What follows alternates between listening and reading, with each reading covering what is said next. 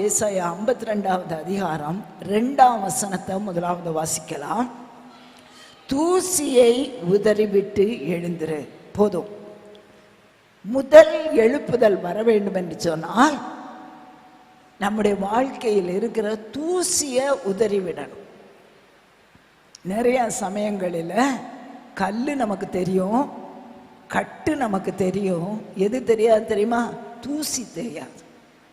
ஆண்டவர் ஆனால் சொல்லுகிறார், சீயோன் குமாரத்தியே, நீ முதலாவதாக எழும்ப வேண்டும் என்று சொன்னால் தூசியை உதறிவிடு, எழுந்திரு.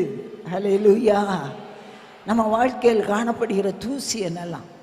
சின்ன கொஞ்சம் கோபம், சின்ன சண்டை, சின்ன கொஞ்சம் நித்திரை மயக்கம், சரியான நேரத்தில் ஜெபம் பண்ணுறது கிடையாது. நாங்கள்லாம் யார் தெரியுமா? பெந்தைகோஸ்தே சபையின் மக்கள்.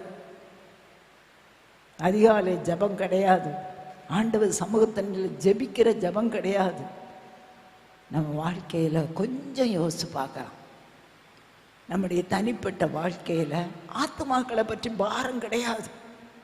ஆண்டவர் சமூகத்தின் இருதயத்தை ஆழத்தில் ஆண்டவரை நேசிக்கிற நேசம் கிடையாது.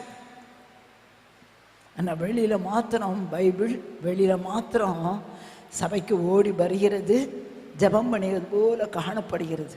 இந்த நாளில் கர்த்தர் நமக்கு ஒரு பெரிய மாறுதலை கொடுக்கட்டும். ஒரு நிமிஷம் எல்லாரும் கரங்களை உயர்த்தி, நமக்கு கல் தெரியும், நமக்கு கட்டு தெரியும், ஆனால் நம்ம வாழ்க்கையில் காணப்படுகிற தூசி என்ன? யார் தெரியுமா?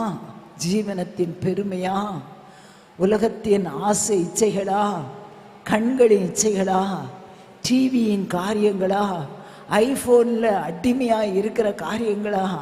ஆண்டவரே, தூசியை இன்றைக்கு உதறி விடுகிறேன். நீங்களே அறிக்கையிடுங்க. எந்த காரியம் உங்களுக்கு ஆண்டவருக்காக எழும்பி பிரகாசிப்பதற்கு தடையாக இருக்கிறதோ அந்த தடையெல்லாம் ஆண்டவர் இன்றைக்கு நீக்கி போடும்படியாய் ஆண்டவர்கிட்ட சொல்லுங்க. தூசியை இன்றைக்கு உதறி விடுகிறேன் ஆண்டவரே, தூசியை உதறிவிட்டு எழுந்திரு.